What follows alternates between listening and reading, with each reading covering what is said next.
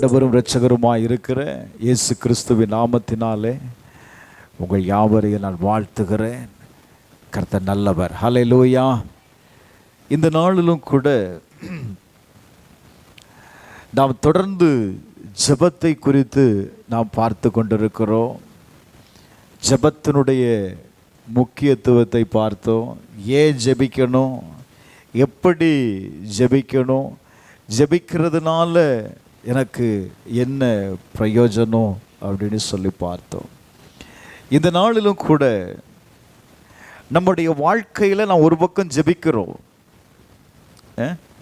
ஒரு நிமிஷம் ஜெபமாக இருக்கலாம், 5 நிமிஷம் ஜெபமாக இருக்கலாம், அரை மணி நேரம் ஜெபமாக, எப்படியோ ஒரு விதத்தில் நம்ம என்ன செய்கிறோம், ஏசப்பா என்னை காத்து கொள்ளுனாது சொல்கிறோம்ல, ரைட். ஏதோ ஒரு விதத்தில் நம்ம ஜெபிக்கிறோம். உங்கள் ஜெபம்லாம் கேட்கப்படுவதாக.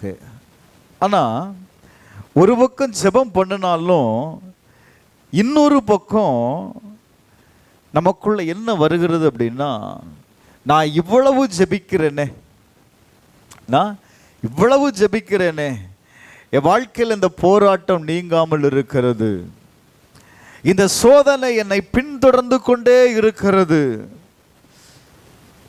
அதனால தான் ஒருவேளை நம்ம நினைக்கிறோம், நம்ம ஜெபிக்கிறதுனால தான் இந்த பிரச்சனை உங்களுக்கு, ஜெபிக்கிறதுனால தான் இந்த பிரச்சனை.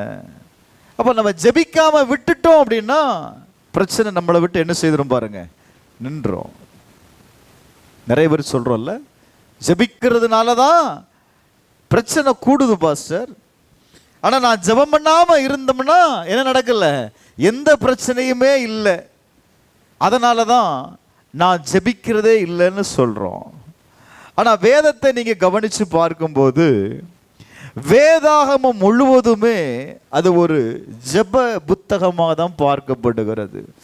அநேக தேவ மனிதர்கள் தேவனால் பயன்படுத்தப்பட்டதற்கு, அவருடைய வாழ்க்கையில் சாதித்ததற்கு, அவருடைய வாழ்க்கையை மாற்றி அமைப்பதற்கு அவர்கள் எடுத்துக்கொண்ட ஆயுதம்தான் ஜெபம். வேதத்தில் அநேக நபர்களை நாம் பார்த்திருக்கிறோம், அநேக செய்திகளை கேட்டிருக்கிறோம், ரைட்.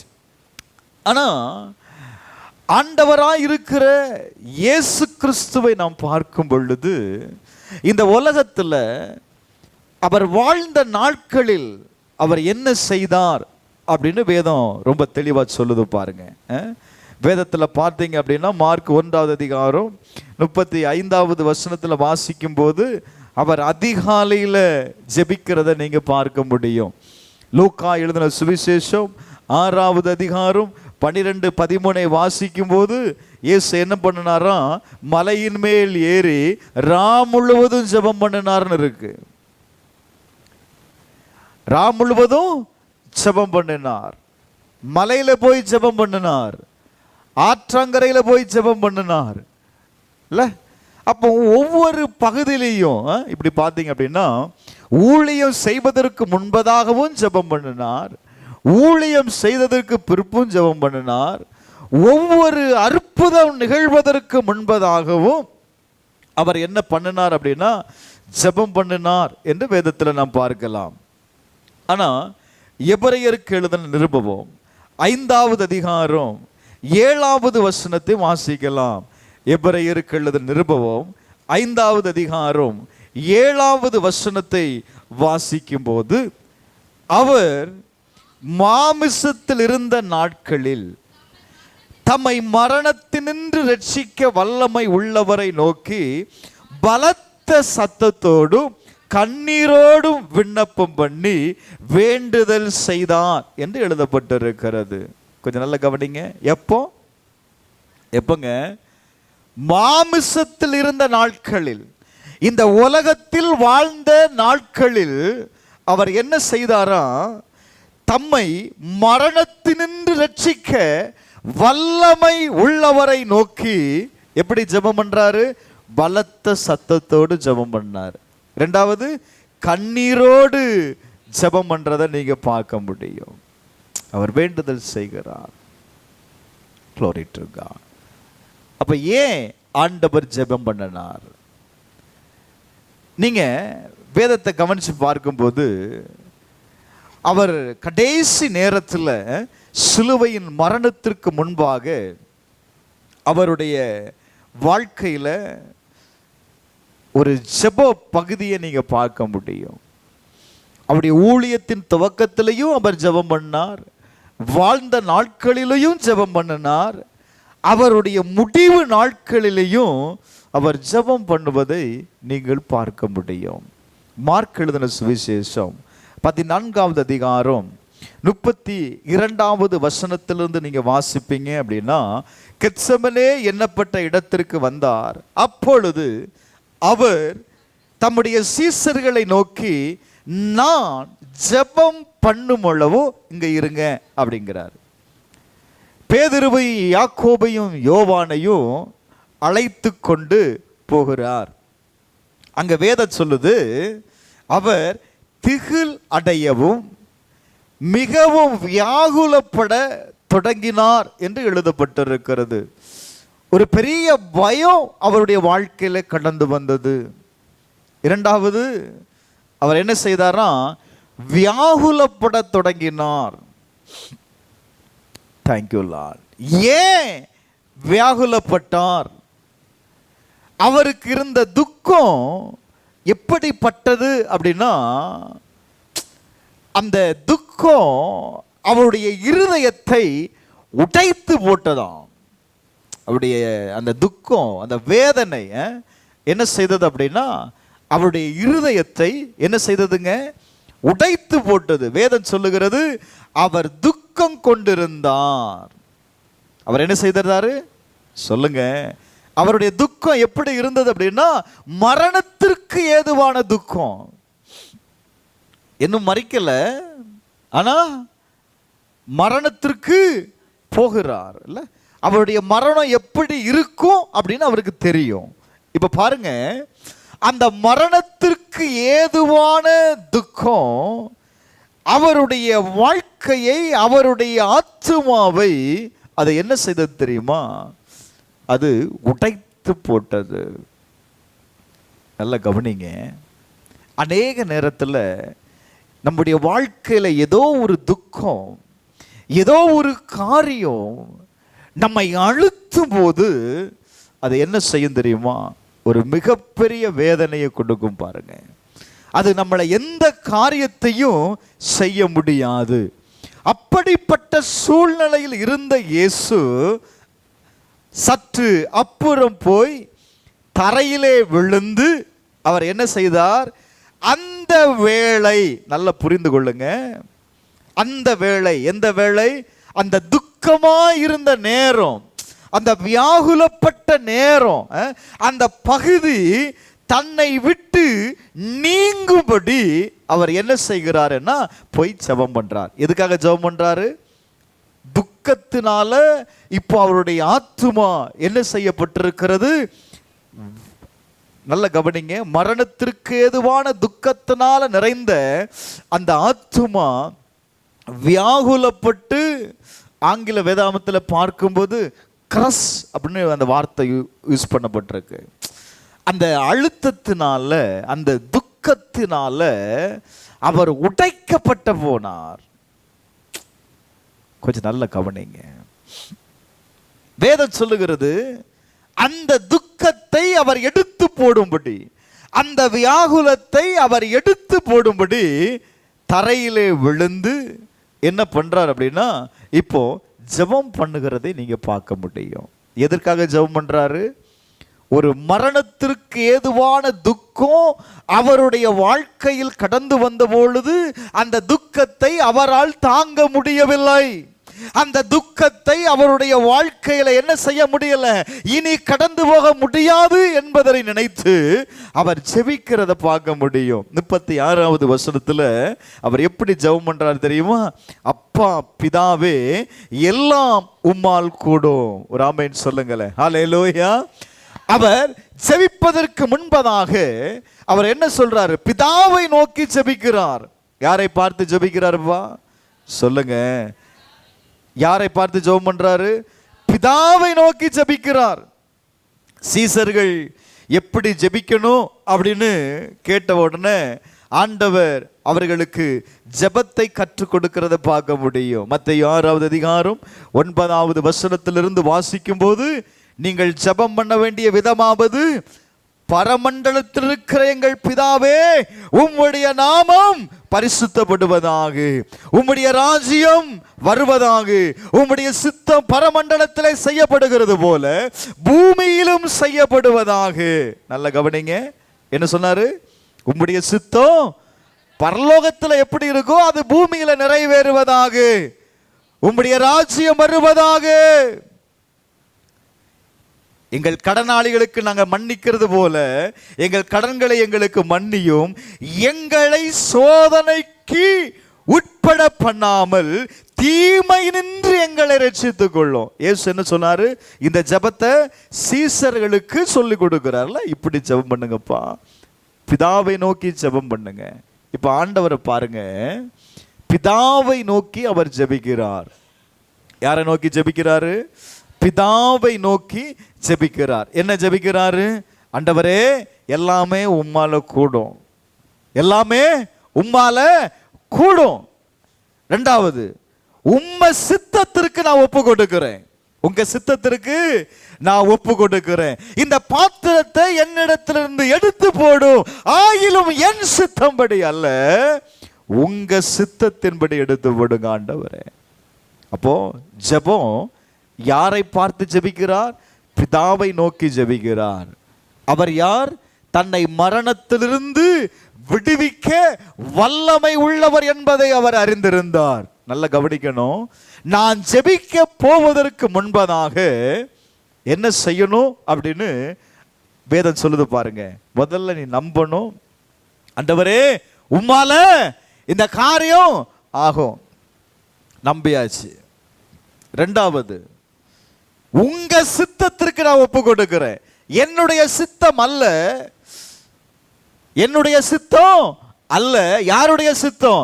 இந்த காரியத்துல பரலோகத்துல தேவனுடைய சித்தம் என்னவா இருக்கிறதோ, என்னை குறித்து இந்த காரியத்தில் என்ன எழுதியிருக்கிறதோ, எழுதப்பட்டவைகள் நிறைவேறும்படி நான் என்ன செய்கிறேன்?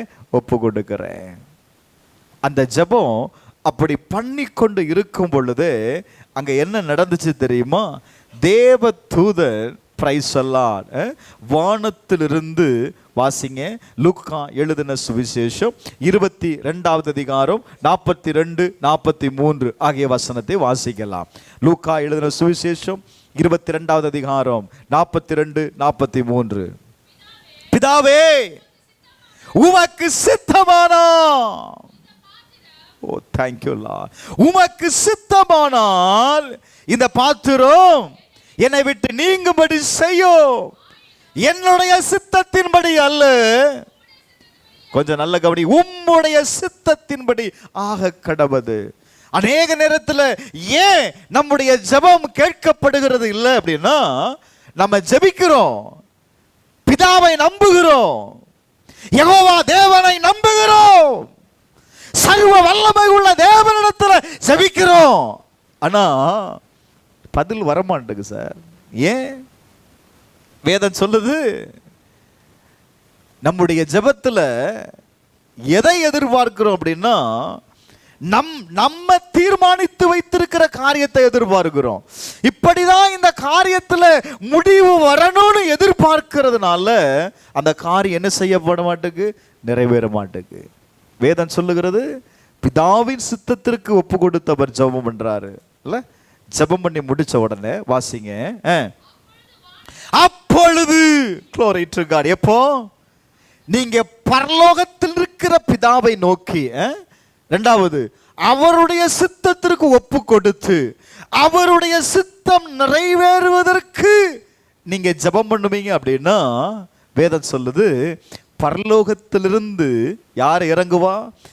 தேவ தூதன் இறங்கி அவரை பலப்படுத்தினான். ஒரு ஆமென் சொல்லுங்களேன். அல்லேலூயா, அல்லேலூயா. நீங்க எப்பெல்லாம் ஜெபம் பண்றீங்களோ அப்பெல்லாம் எதை நம்பணும் அப்படின்னா, என் ஜெபத்திற்கு, நான் ஜெபிக்கிற காரியத்திற்கு என் சித்தம் அல்ல, யாருடைய சித்தம் நிறைவேறணும்பா? பிதாவின் சித்தம் நிறைவேறணும். ஒரு ஆமென் சொல்லுங்களேன். அல்லேலூயா, ஹல்லேலூயா. அப்ப பிதாவின் சித்தத்திற்கு நான் ஒப்பு கொடுத்து ஜெபிக்கும் பொழுது நம்முடைய ஜெபம் என்ன செய்யப்படும்? கேட்கப்படும். நம்ம கடந்த நாட்களில் பார்த்தோம், நம்ம ஏன் ஜெபிக்கிறது இல்லை, ஏன் ஜெபத்தை நம்ம நிறுத்திட்டோம் அப்படின்னா, நான் ஜெபம் பண்ணினேன், என் ஜெபத்திற்கு என்ன வரல, பதில் வராததுனால நான் என்ன பண்ணிட்டேன், ஜெபத்தை நிறுத்திட்டேன். இல்லை, ஜெபம் நிறுத்தப்பட்டதற்கு காரணம் என்ன? நான் ஜெபம் பண்ணி பார்த்தேன், ஜெபம் என்ன செய்யலை, கேட்கப்படலை.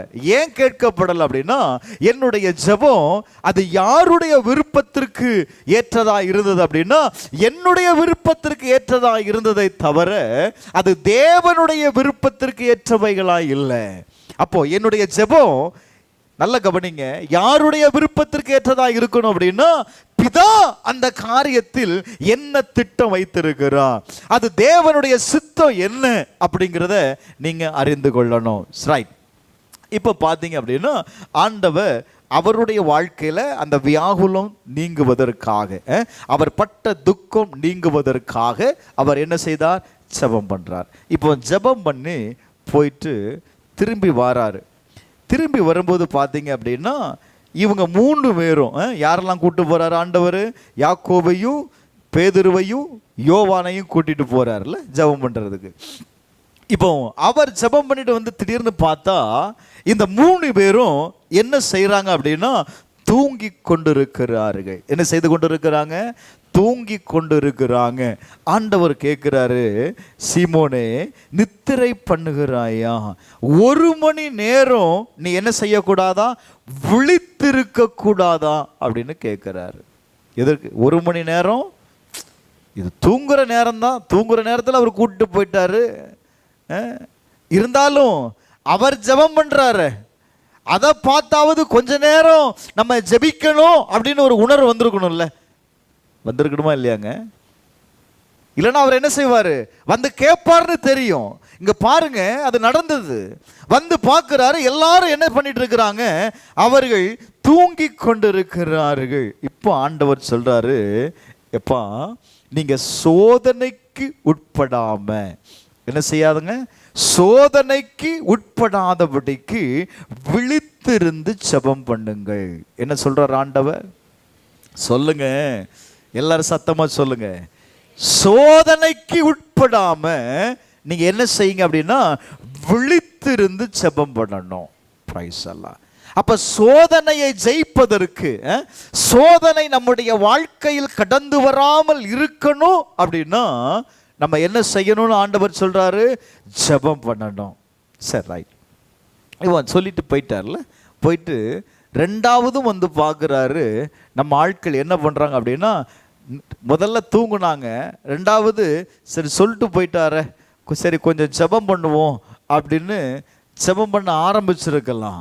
வேதம் சொல்லுகிறது, அவர் திரும்ப வரும்போது அங்கே என்ன நடந்தது தெரியுமா? அவருடைய கண்கள் மிகுந்த நித்திர மயக்கமாக இருந்துச்சாம். நித்திரை மயக்கம் அடைந்திருந்தது. ஜெபிக்கணும் அப்படிங்கிற அந்த இதே இல்லை பாருங்க. நிறைய பேருக்கு ஜெபம் பண்ண முட்டு போட்டால் தான் தூக்கமே வரும் இல்லை? ஜெபம் பண்ண முட்டு போட்டு ஒரு 5 நிமிஷம் ஸ்தோத்திரம் சொல்லும்போது நித்திரை மயக்கம் அவர்களை என்ன செய்தணும் பாருங்க, ஆளுகை செய்திரும். சீசர்களுக்கே இருந்துச்சு பாஸ்டர், அதாவது எனக்கு அது கிருபை. சீசர்களுக்கே என்ன செய்துச்சு? அந்த மயக்கம் இருந்துச்சு. அப்ப எனக்கு சொல்லுங்க. ரைட். அடுத்து பாருங்க, இப்ப 3வது தடவையும் பார்க்கிறார். 2வது தூங்குறவன, தூங்காத, சோதனை வரப்போகுது, பிரச்சனை வரப்போகுது, விழித்திருந்து ஜெபம் பண்ணு அப்படின்னு தட்டி எழுப்பிட்டு போறாரு. ஆனா 3வது முறையும் பார்க்கும்போது அவங்க என்ன செய்தாங்க தெரியுமா? தூங்கி கொண்டிருக்கிறார்கள். என்ன செய்துட்டு இருக்காங்கப்பா? தூங்குறவன ஆண்டவர் என்ன செய்தார் தெரியுமா? தூங்குங்க விட்டார். என்ன செய்துட்டாரு?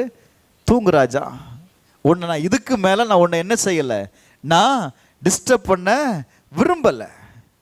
பிரைஸ் அல்லாஹ். நீ நல்லா தூங்கு, எவ்வளவு நேரம் தூங்க முடியுமோ நல்ல தூங்கு. அதுக்கு பிறகு ஆண்டவர் சொல்லவே இல்லை நீ ஜெபம் பண்ணு ஜெபம் பண்ணு சொல்லவே இல்லை. நானும் சொல்லிக்கிட்டே இருக்கிறேன் ஜெபம் பண்ணு ஜெபம் பண்ணுன்னு. நீங்க ஜெபம் பண்ற மாதிரி தெரியல எனக்கு. இன்னைக்கு நான் விட்டுட்டேன். நீ ஜெபம் பண்ணாலும் சரி, ஜெபம் பண்ணாம போனாலும் சரி, வேதம் சொல்லுது சோதனைக்கு உட்படாதபடி நீ என்ன செய்யணும் சொல்லுங்க? விழித்திருந்து ஜெபம் பண்ணணும். ஏன் ஜெபிக்கணும்? ஆண்டவர் சொல்றாருப்பா, ஏன் ஜெபிக்கணும்? இந்த உலகத்துல உனக்கு உபத்திரவம் இருக்கு, போராட்டங்கள் இருக்கிறது, உன் வாழ்க்கையில சேலஞ்சஸ் வரும். அதை நீ மேற்கொள்ளணும் அப்படின்னா ஜெபம் ரொம்ப அவசியம். மத்தேயு எழுதின சுவிசேஷத்தில் வாசிக்கும் போது 26:41 வாசிச்சீங்கன்னா, நீங்கள் சோதனைக்கு உட்படாதபடிக்கு விழித்திருந்து ஜெபம் பண்ணுங்கள்.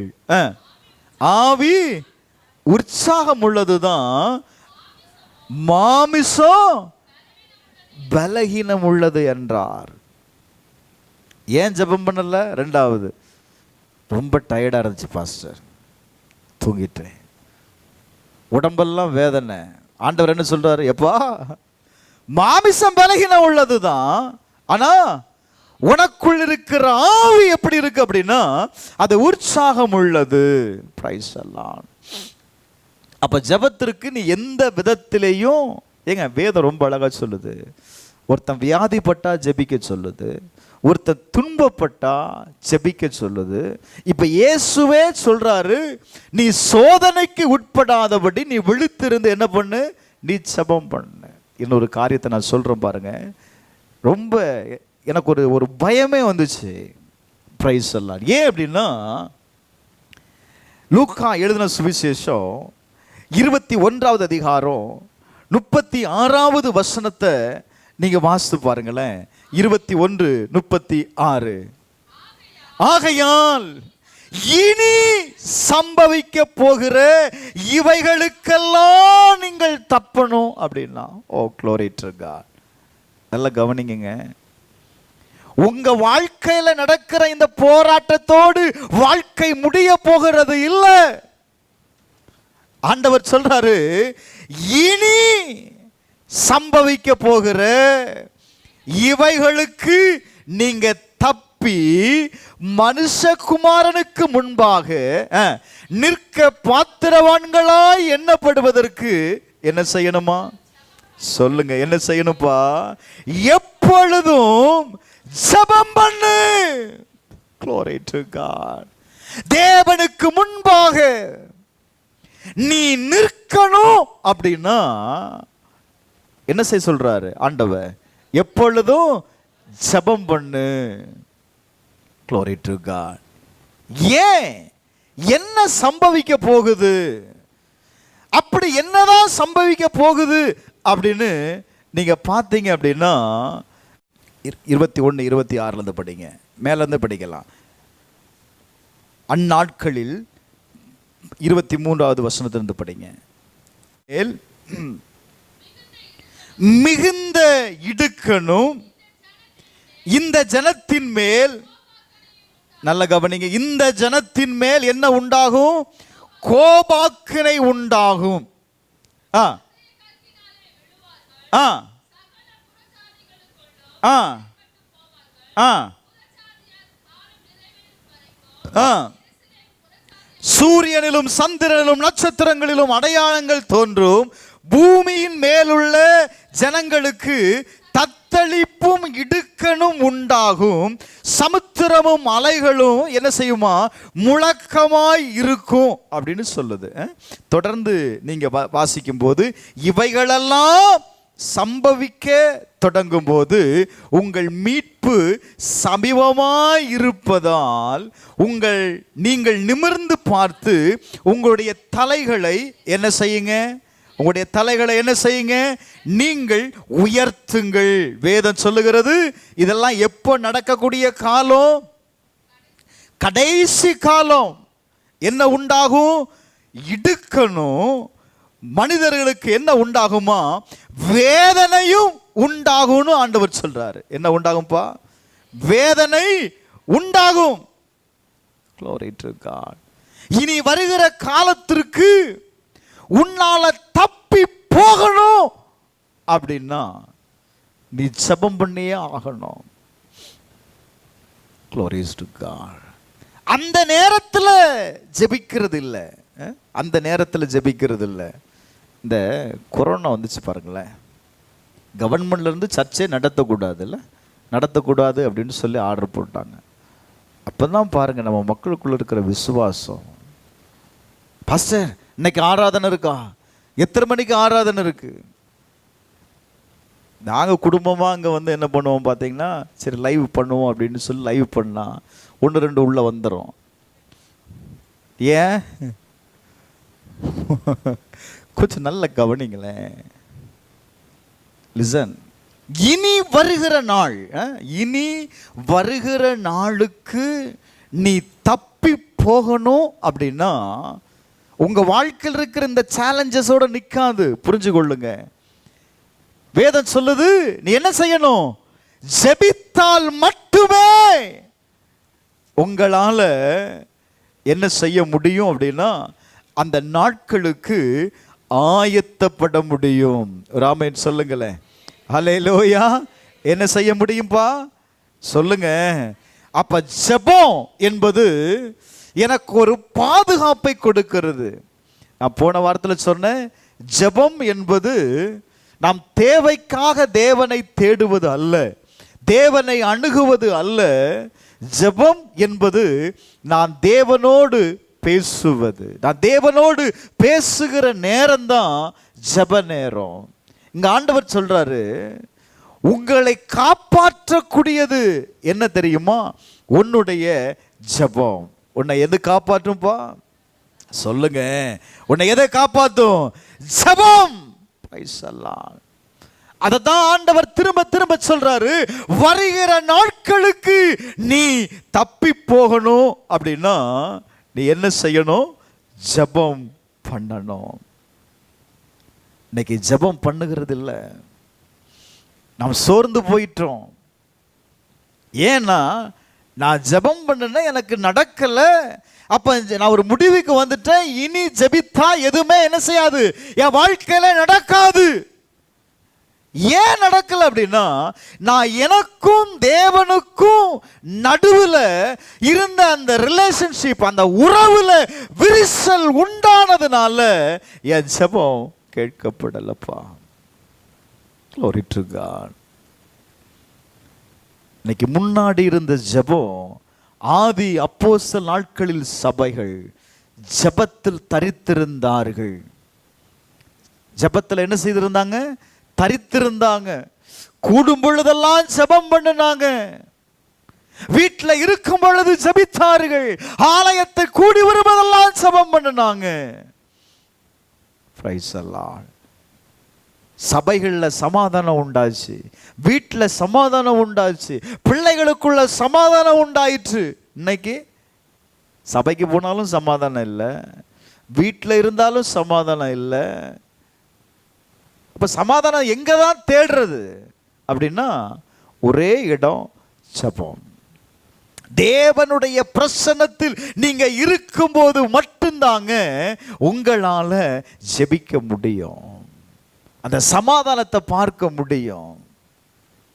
கொஞ்சம் நல்ல கவனிங்களேன். ஆண்டவர்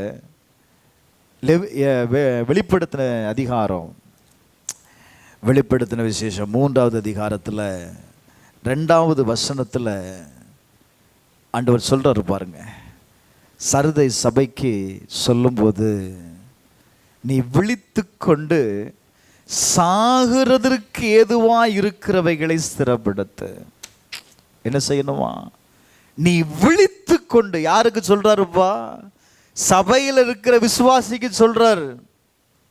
நீ விழித்து கொண்டு சாகிறதற்கு ஏதுவா இருக்கிறவைகளை நீ ஸ்திரப்படுத்து.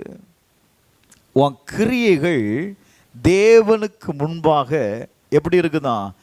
நிறைவுள்ளவைகளாக நான் காணல. உன்னுடைய கிரியையை நான் எப்படி பார்க்கல? நிறைவுள்ளவனா நான் பார்க்கல. நான் இப்படி சொல்றேன், கர்த்தருடைய வருகைக்காக நம்ம காத்திருக்கிறோம்ல.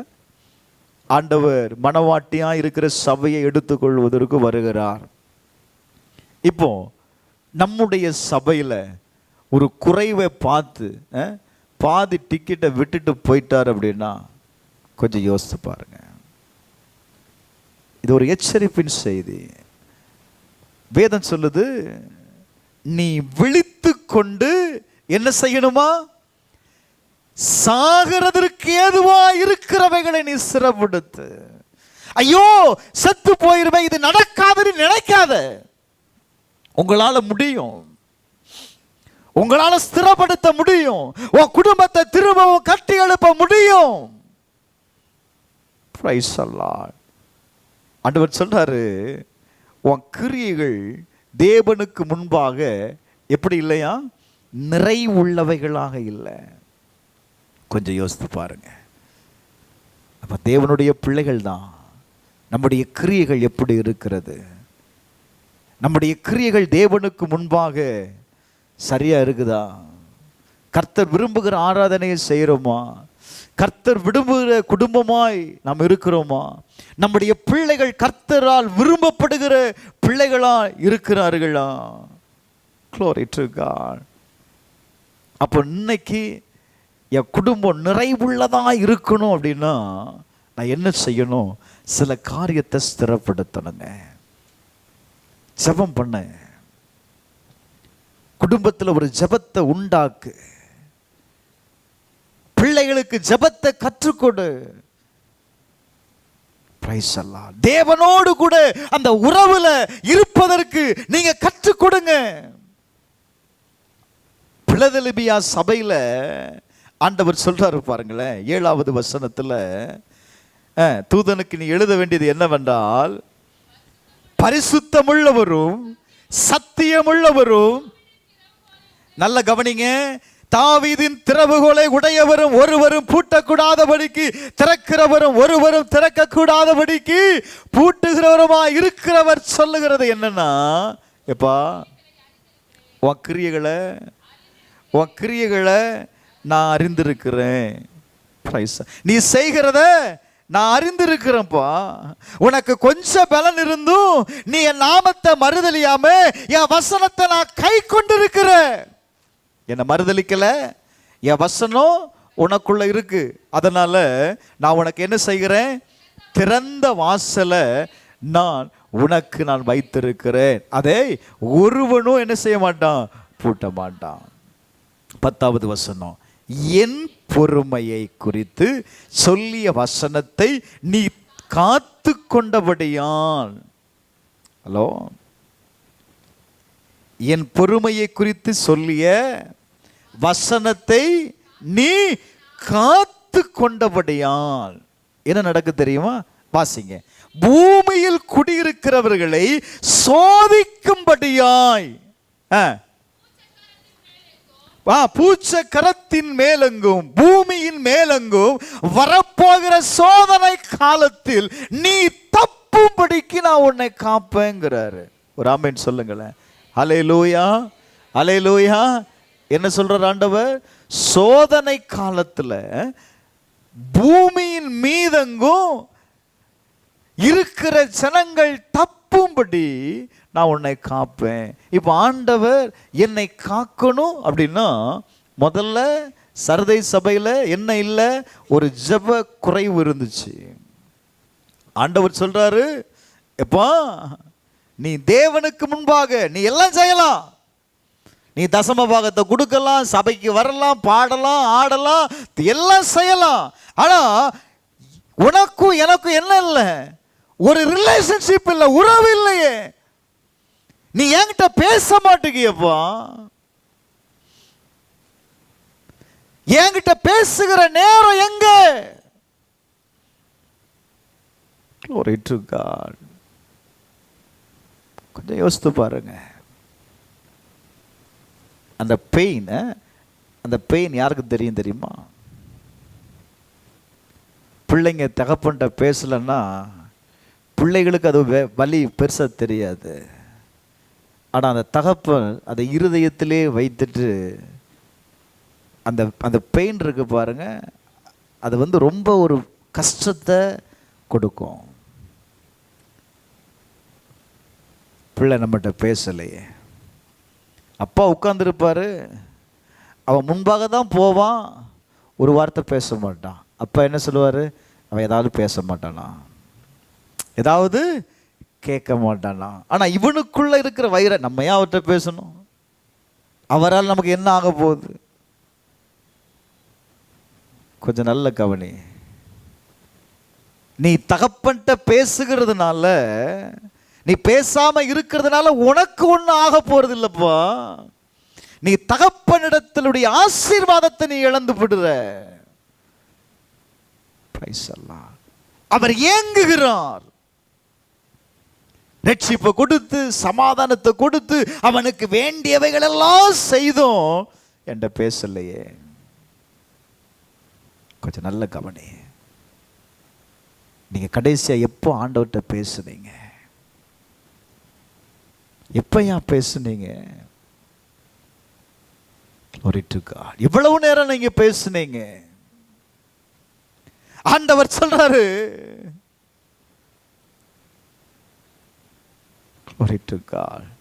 உன்னை நிஸ்திரப்படுத்து. நான் உன்னை நிறைவுள்ளவனா நான் பார்க்கல, ஒரு குறைய பார்க்கிறேன். ஆதியில் இருந்த அன்பு, ஆதியில் இருந்த ஜெபத்தை நீ விட்டுட்ட.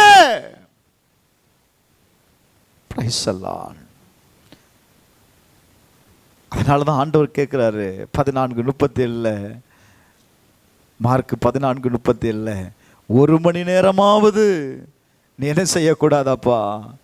விழித்திருந்து நீ செபிக்க கூடாதா? Glory to God. விழித்திருங்க பிரதர். எவ்வளவோ நேரத்தை நம்மளை நாசப்படுத்துகிற, நம்மளை அழிக்கிற, நம்ம வாழ்க்கையை கெடுக்கிற நேரத்தை வீணா செலவழிக்கிறோம். கர்த்தர் கேட்கிறாரு, நாட்கள் சமீபமாக இருக்கிற, நான் சொல்றேன், இன்னும் வசனத்தை வாசிக்கிறேன் பாருங்க. Glory to God. எரேமியா 12:5 வாசித்து பாருங்க. எரேமியா 12:5. 12:5. நீங்கள் காலாட்களோடு ஓடுகிற போது உன்னை இளைக்க பண்ணினீர்களே, ஆனால் குதிரைகளோடு எப்படி சேர்ந்து ஓடுவாய்? சமாதானம் உள்ள தேசத்தில் நீ அடைக்கலம் தேடினால் யோர்தான் பிரவாகித்து வரும்போது நீ என்னப்பா செய்வ? Glory to God. இன்னைக்கு காலாட்களோடு கூட ஓடுறோம். இன்னைக்கு எல்லாமே நமக்கு ரொம்ப ஈஸியா கிடைக்குது. ஒரு மொபைலும் பணமும் இருந்தா போதும். பணம் இல்லைன்னா கூட பரவாயில்ல, பே லேட்டருங்கிறான். அன்னைக்கு நீ வாங்கி சாப்பிடு, 30 நாளுக்கு அப்புறம் நீ கெட்டுங்கிறான். பிரைஸ் அல்லாஹ்.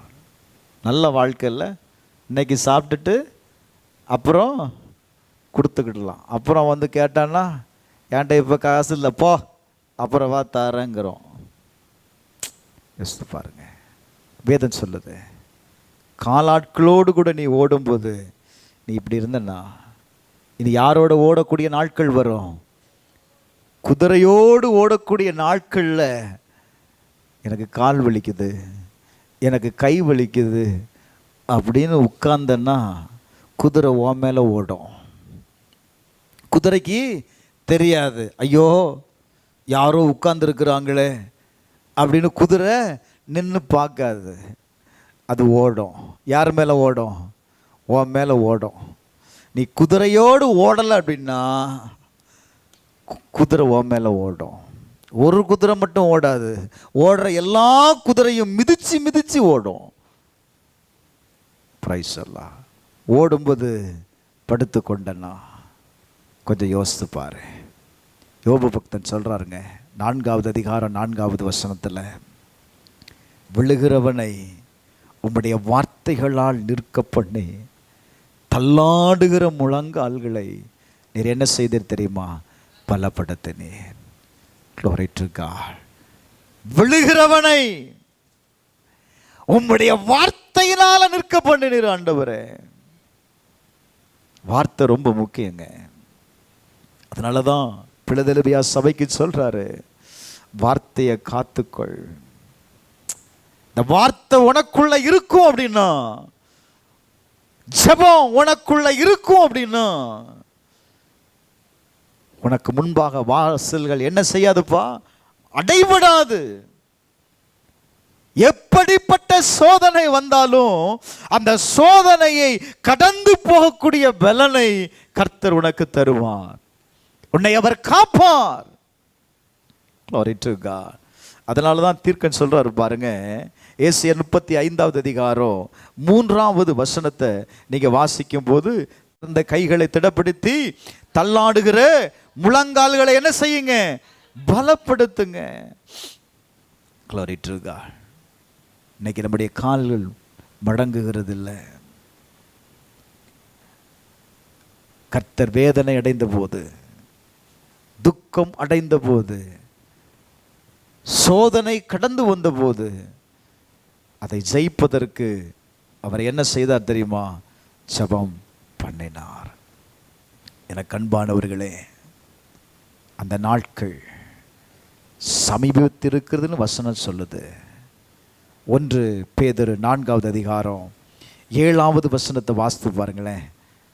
எல்லாவற்றுக்கும் முடிவு சமீபமாயிற்று. Glory to God. ஆகையால் தெளிந்த புத்தி உள்ளவர்களாய் இருந்து ஜெபம் பண்ணுகிறதற்கு என்ன செய்யணுமா சொல்லுங்க, ஜெபம் பண்ணுகிறதற்கு ஜாக்கிரதையா இருக்கணும். ஜெபம் பண்ணுகிறதற்கு ஜாக்கிரதையா இருக்கணும். காலம் சொல்லுது, என்ன சமீபமாயிற்று சொல்லுங்க, எல்லாவற்றிற்கும் முடிவு சமீபமாயிற்றுப்பா. கர்த்தருடைய வருகை சமீபமாய் இருக்கிறது. அன்னைக்கு 10 பேர் காத்திருந்தாங்க, விழித்திருந்தாங்க. மணவாளன் வர தாமதமான பொழுது 5 பேர் மட்டும்தான் என்ன செய்தாங்க தெரியுமா, விழித்திருந்தார்கள். 5 பேர் நித்திரை மயக்கமாயிருந்தார்கள்.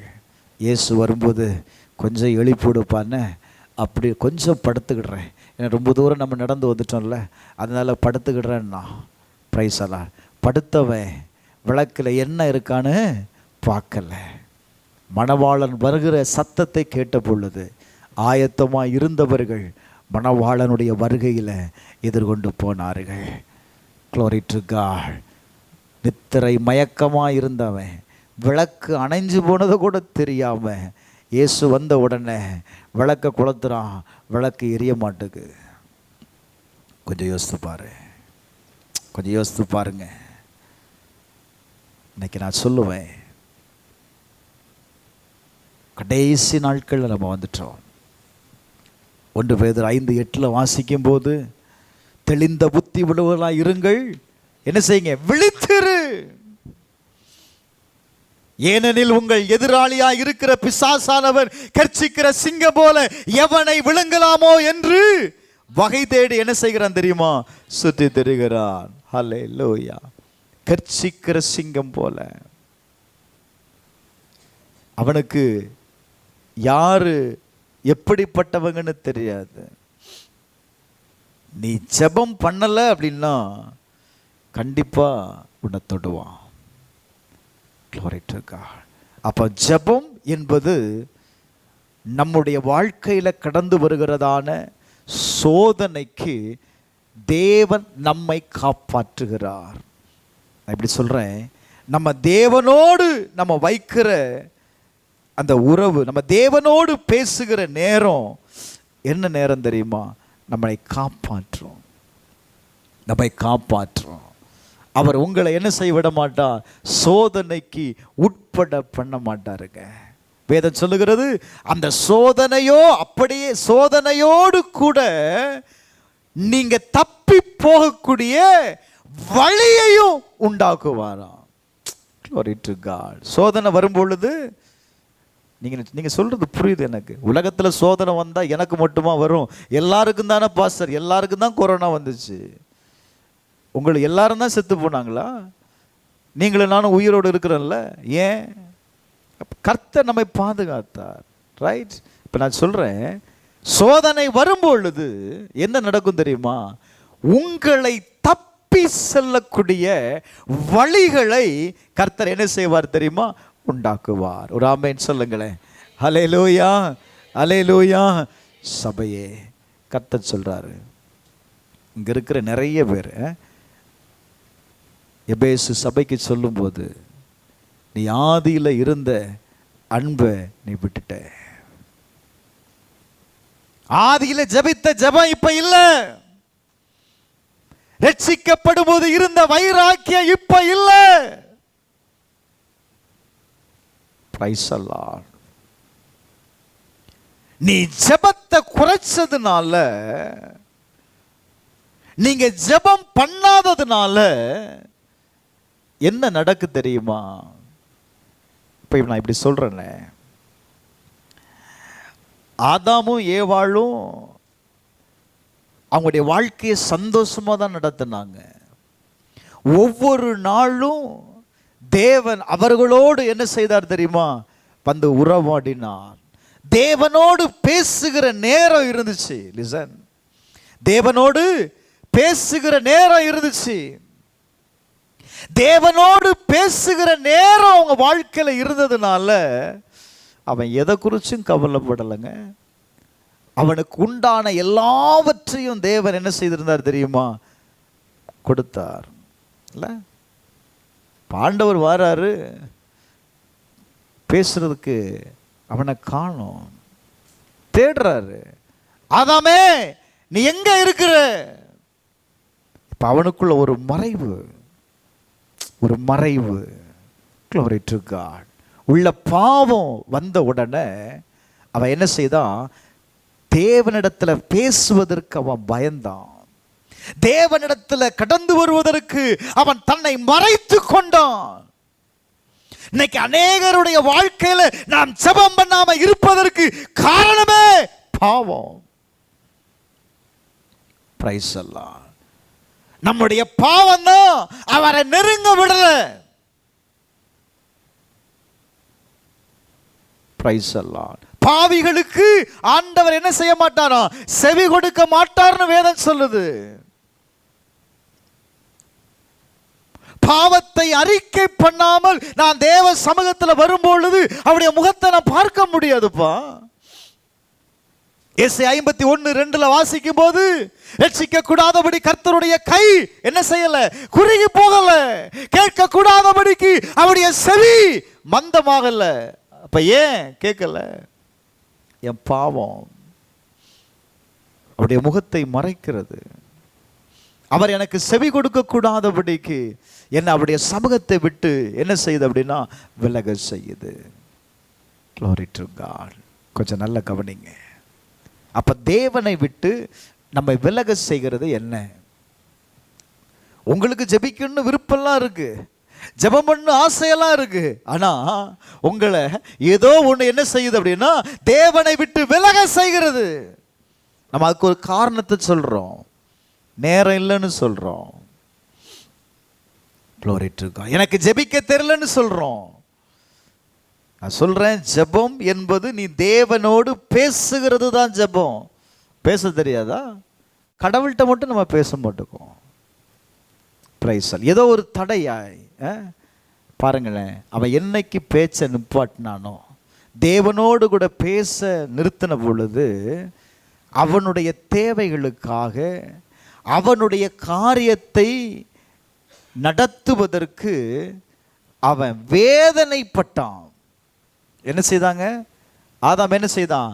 வேதனைப்பட்டு சம்பாதிக்க வேண்டிய சூழ்நிலை வந்துச்சுங்க. கொஞ்சம் நல்ல கவனிங்க. அவன் ஏதேனுக்குள்ள இருக்கும் பொழுதும் அவனுக்கு கொடுக்கப்பட்ட வேலை என்னன்னா, அந்த தோட்டத்தை பண்படுத்தவும் அதை என்ன செய்யும்? பராமரிக்கவும் தான் கர்த்தர் கொண்டு வச்சாரு. ஆனா இப்ப அந்த இடத்தை விட்டு வெளியே வந்ததுக்கு அப்புறமும் அவனுடைய வேலை என்ன செய்யல? மாறல. அதே வேலையை தான் செய்யறான்.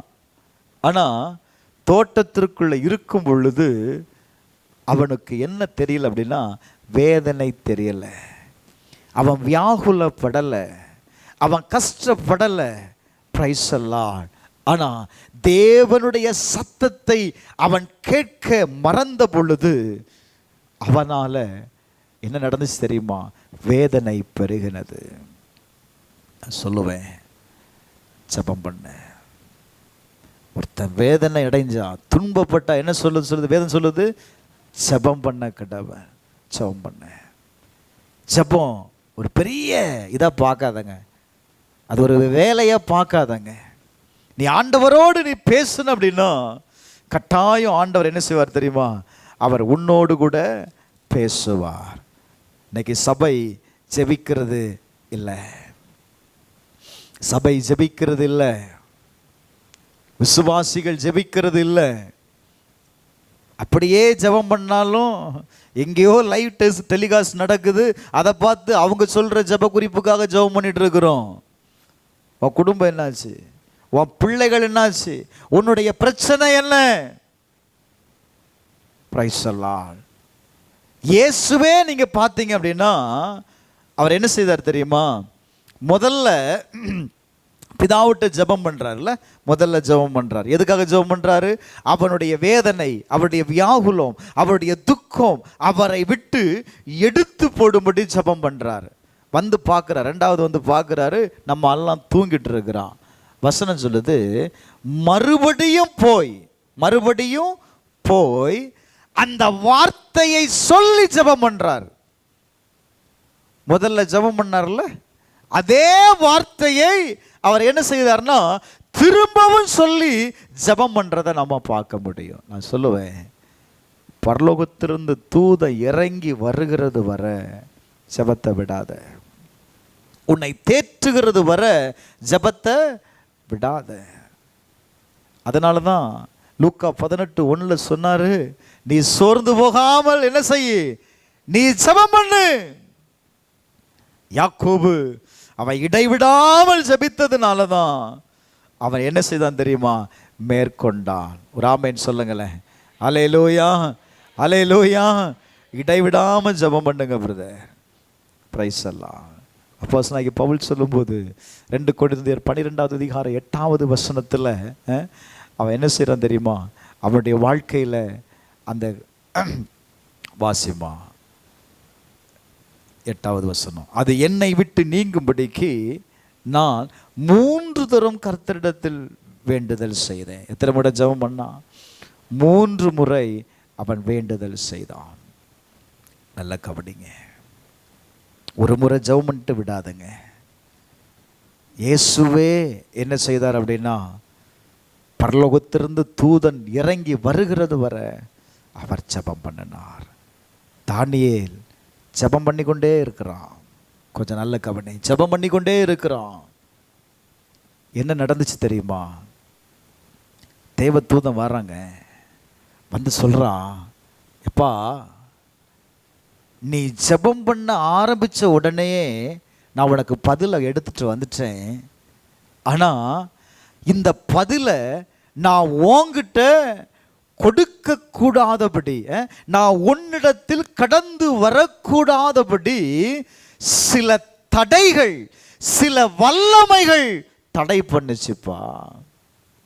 அந்த தேசத்து ராஜா என்ன செய்தான் அப்படின்னா தடை பண்ணினான். தானியேல் 21 நாள் ஜெபம் பண்றான். அப்ப 21 நாளும் அந்த ராஜா இந்த தூதன் அவனை சந்திக்க விடல. கொஞ்சம் நல்ல கவனிங்க. தூதன் வந்து சொல்றான், glory to God. அப்ப நம்முடைய வாழ்க்கையில கொஞ்சம் யோசித்து பாருங்க. உங்க ஜெபம் நீங்க ஜெபித்த அன்னைக்கே கேட்கப்பட்டுருச்சுப்பா. ஆனா என்ன வரல? பதில் வரல. ஏன் வரல? சில வல்லமைகள் அதை தடை பண்ணுகிறது. அப்ப நான் என்ன செய்யணும்? நான் விடாம ஜெபிக்கும் பொழுது அந்த தடை மாறும். விடாம ஜெபிக்கும் பொழுது சொல்லுங்க, தடை என்ன செய்கிறோம்? மாறும். தேவ தூதன் உன்னை பலப்படுத்துவதை நீங்கள் பார்ப்பீர்கள். கடைசியா வாசிங்க, வெளிப்படுத்தின விசேஷம் 16வது அதிகாரம் 15வது வசனம். 16:15. Glory to God. வாசிங்க. இதோ திருடை போல வருகிறேன், தன் மானம் காணப்படத்தக்கதாய் நிர்வாணமாய் நடவாதபடிக்கு விழித்து கொண்டு தன் வஸ்திரங்களை காத்து கொள்ளுகிறவன் பாக்கியவான். ஆண்டவர் என்ன சொல்றாரு? நான் திருடனை போல வரப்பா, நாள் சமீபமாயிற்று. தன் வஸ்திரத்தை, தன் ரட்சிப்பை, தனக்கு கொடுத்திருக்கிற பரிசுத்தத்தை, தன் ஜெப வாழ்க்கையை காத்து கொள்ளுகிறவன் பாக்கியவான். இதோ நான் சீக்கிரமாய் வருகிறேன். அவர் என்ன சொல்றாரு? இதோ நான் சீக்கிரமாய் வருகிறேன்.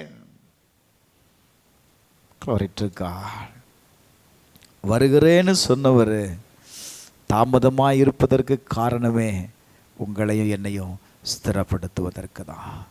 உங்களையும் என்னையும் அவருடைய வருகையில் நாம் யாரும் கைவிடப்பட்டு விடக்கூடாது என்பதற்காகத்தான் கர்த்தர் என்ன செய்கிறார் தெரியுமா? தாமதித்து கொண்டிருக்கிறார். நான் இப்படி சொல்லி முடிக்கிறேன்னே, அவர் வருகிறதுக்கு தாமதமாவது எதற்காக அப்படின்னா, நான் இன்னும் ஸ்திரப்படணும், நான் இன்னும் பரிசுத்தப்படணும், நான் இன்னும் இப்படி இருக்கிற காரியத்திலிருந்து நான் இன்னும் மாற்றம் உண்டாகணும், இன்னும் மாற்றம் உண்டாகணும். கர்த்தருடைய வார்த்தை என்ன சொல்லிச்சு தெரியுமா? கிரியைகள் தேவனுக்கு முன்பாக நிறைவுள்ளதா நாம் பார்க்கல, நிறைவுள்ள ஒரு வாழ்க்கையை வாழுங்க. கர்த்தர் உங்களுடைய குறைகளை நிறைவாக்குவதற்கு உங்களுடைய பாத்திரம் அது எப்படி இருக்கணும் அப்படின்னா, சுத்திகரிக்கப்பட்ட ஒரு பாத்திரமாக இருக்கணும். பிரைஸ் எல்லாம் சோர்ந்து போகாதங்க. வாழ்க்கையில் வருகிற சோதனைக்கு, வாழ்க்கையில் வருகிற சேலஞ்சஸை பார்த்து சோர்ந்து போகாதங்க. அது மாறும். இன்னைக்கு இருக்கிற சூழ்நிலை நாளைக்கு இருக்கிறது இல்லைங்க. நான் திரும்ப திரும்ப சொல்கிறேன், இன்னைக்கு இருக்கிற பிரச்சனை நாளைக்கு இருக்கிறது. இன்னைக்கு ஒரு பிரச்சனை வந்துச்சுன்னா நாளைக்கு வேறு விதத்தில் வருகுது. கர்த்தர் என்ன சொல்கிறாரு தெரியுமா? நான் இன்னைக்கு நான் இருக்கிற ஆண்டவர், நாளைக்காகவும் நான் இருக்கிறேன். அந்த காரியத்தை உங்களால் ஜெயிப்பதற்கு முடியும். எப்படி தெரியுமா? ஜெபம். ஒரு ஆமென் சொல்லுங்களேன். ஹல்லேலூயா. ஜெபம். ஜெபம் பண்ணி பாரு, ஜெபம் பண்ணி பாரு. ஜெபித்தவன் தன் வாழ்க்கையில் தோல்வி அடைந்ததா சரித்திரமே கிடையாதுங்க. ஜெபித்தவனுக்கு வானம் திறக்கப்படும். ஜெபிக்கிறவனுக்கு முன்பாக வாசல்கள் அடைக்கப்படாது. ஜெபிக்கிறவனுக்கு முன்பாக வாசல்கள் அடைக்கப்படாது. அது வாசல்கள் திறந்தே ஆகும். கர்த்தர் சொல்றாரு, உனக்கு முன்பாக எந்த வாசல் என்ன செய்யாது? அடைக்காது. நான் உனக்கு முன்பாக நான் திறந்த வாசலை வைத்திருக்கிறேன் அப்படிங்கிறாரு. விசுவாசிக்கிறீங்களா? விசுவாசிக்கிறீங்களா? உங்களுக்காக, உங்கள் பிள்ளைகளுக்காக, உங்கள் குடும்பத்திற்காக 1 மணி நேரத்தை தேவனிடக்க செலவு பண்ணுங்க. 1 மணி நேரம் நீ செலவிட்டுட்ட அப்படின்னா வாழ்க்கை முழுவதும் மகிழ்ச்சியாக சந்தோஷமாக இருக்கலாம்ப்பா. கர்த்தர் சொல்கிறாரு, உனக்கு முன்பாக எந்த வாசலும் தேங்க்யூ லார்ட் இனி அடைக்கப்படாது. வாசல்கள் திறக்கப்பட்டிருக்கும், வாசல்கள் திறக்கப்பட்டிருக்கும். செபிக்கிற சபையே, உனக்கு வாசல்கள் திறக்கப்பட்டிருக்கும். செபிக்கிறவனுக்கு வாசல்கள் திறக்கப்பட்டிருக்கும். எல்லா சோதனையிலிருந்து நான் உன்னை காப்பேன், நான் காப்பேன். சோதனையிலிருந்து நான் உன்னை காப்பேங்கிறார் ஆண்டவர். சோதனையிலிருந்து காப்பேன்னு சொல்றாரு. செபம் பண்ணுவோமா? செபம் பண்ணுவோமா? Thank you holy spirit. எங்கள் பரலோக பிதாவே, இந்த நல்ல வேளைக்காக உமக்கு நன்றி செலுத்துகிறப்பா. நீங்க சோதனைக்கு உட்படாதபடி நீங்க விழித்திருந்து ஜெபிக்க சொன்னீங்கப்பா. நாங்கள் விழித்திருந்து ஜெபிக்க கர்த்தர் எங்களுக்கு கிருபை செய்தோம். ஆண்டவரே, ஒரு விசேஷித்த ஜெப ஆவி இப்ப இறங்குவதாக, எங்கள் திருச்சபையை நிரப்புவதாக, எங்கள் திருச்சபை மக்களை ஆண்டவரே அந்த விசேஷித்து ஆண்டவரே ஜெப ஆவியினால் எங்களை நிரப்பும்படி நாங்கள் ஜெபிக்கிறோம்ப்பா. எங்களை நிரப்போம். தேவனுடைய வருகைக்கு ஆயத்தமுள்ள பிள்ளைகளாய் எங்களை நிறுத்தோம். ஒரு விசேஷித்த ஜெப ஆவியை கர்த்தர் எங்களுக்கு தாங்க. எஸ், எங்கள் வாழ்க்கையில் இருக்கிற எல்லா சேலஞ்சஸையும் நாங்கள் அதை மேற்கொள்வதற்கு வேண்டிய பலனை கர்த்தர் தாருப்பா. சோர்ந்து போகாமல் ஜெபிக்கவன ஆண்டவரே, இடைவிடாமல் ஜெபிக்க கர்த்தர் எங்களுக்கு உதவி செய்யும். எங்கள் சரீரத்தில் இருக்கிற பலகீனங்கள் மாறட்டும், சோர்வுகள் மாறட்டும், பிரச்சனைகள் மாறட்டும். அது ஒரு தடையாக இருக்கக்கூடாதுப்பா. எங்கள் அப்பா கிட்ட நாங்கள் பேசுவதற்கு எந்த தயக்கமோ எந்த பயமும் எங்களுக்கு வரக்கூடாது. ஆண்டவரே, உம்மோடு பேசுகிற நேரத்தை நாங்கள் கூட்டிக்கொள்ள கர்த்தர் உதவி செய்யும். இங்கே வந்திருக்கிற ஒவ்வொருவரையும் ஆசீர்வதிக்கிறேன். கர்த்தருடைய கரம் உம்முடைய பிள்ளைகளை அணைத்து கொள்வதாக. இயேசுவின் நாமத்தில் ஜெபிக்கிறேன் நல்ல பிதாவே, ஆமென்.